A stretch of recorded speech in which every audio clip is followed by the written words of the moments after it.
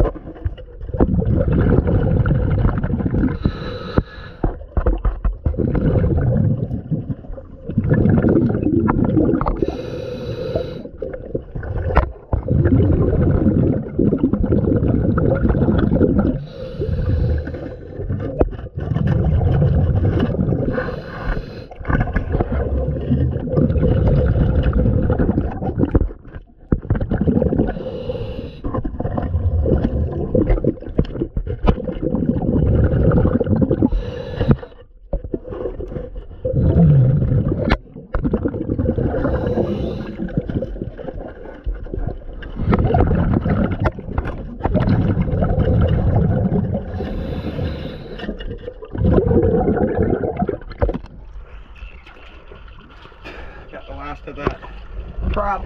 Just doing some detail, trying to get as much glue off as we can with being as gentle as that paint. But as you can see, the paint is starting to wear.